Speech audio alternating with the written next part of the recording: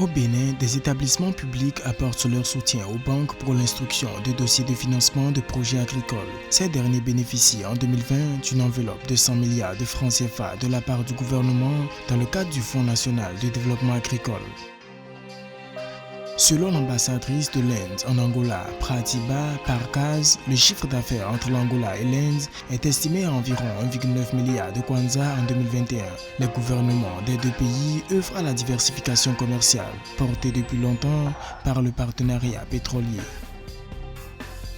Le conseil d'administration de la Banque africaine de développement BAD a annoncé avoir approuvé l'octroi d'un don de 1,4 million de dollars pour le renforcement des compétences entrepreneuriales des femmes en Afrique australe. 600 entreprises sont visées à travers la Zambie, le Mozambique et la Tanzanie.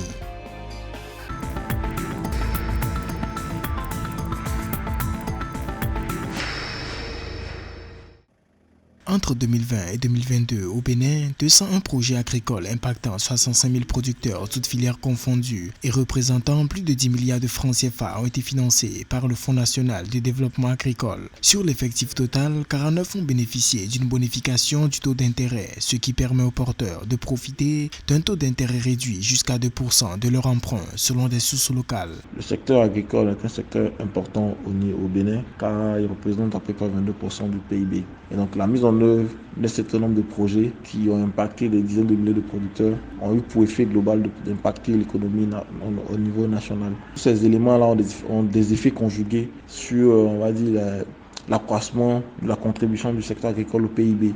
En 2020, 100 milliards de francs CFA avaient été attribués par le gouvernement pour activer le guichet 3 du Fonds national de développement agricole FNDA consacré à l'accès aux services financiers agricoles. L'objectif était d'appuyer les agriculteurs qui bénéficient difficilement de prêts pour défaut de garanties fiables. Pour permettre aux petits exploitants de paraître beaucoup plus fiables, il y a un certain nombre d'activités ou de mesures qu'il va falloir mettre en œuvre. La première passe directement par la professionnalisation des petits producteurs, de les emmener à sortir de leur agriculture de subsistance et à se tourner plutôt vers l'agriculture de marché. Et également, on a la mise en place de normes de qualité, la définition de circuits clairs de distribution. On a également l'organisation même de ces acteurs-là, soit au sein des plateformes ou au sein d'organisations professionnelles agricoles. Au 30 juin 2021, le bilan fait état de 647 dossiers reçus par les banques et systèmes financiers décentralisés pour un montant total de 20 milliards de francs CFA. Après une étude, seulement 54 avaient été validés pour un montant de 4,47 milliards de crédits accordés et 300 petites et moyennes entreprises et industries. 2500 petits exploitants bénéficient actuellement de l'accompagnement conjoint des agences territoriales du développement agricole pour rendre leurs dossiers bancables.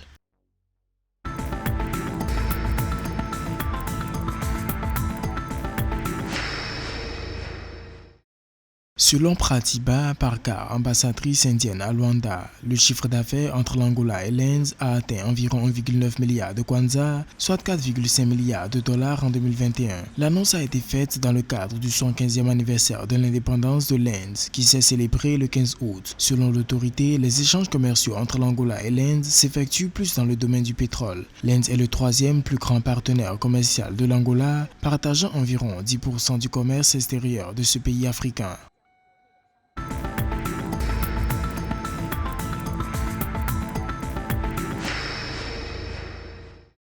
1,4 million de dollars a été approuvé à titre de don par le conseil d'administration de la Banque africaine de développement pour le renforcement des compétences entrepreneuriales des femmes en Zambie, au Mozambique et en Tanzanie. 600 entreprises gérées par des femmes sont ciblées à raison de 200 par pays pour bénéficier de l'amélioration de leurs compétences en matière d'entrepreneuriat grâce à la formation dispensée dans le cadre du projet Entrepreneuriat et employabilité des femmes par le groupe Export Trading Group.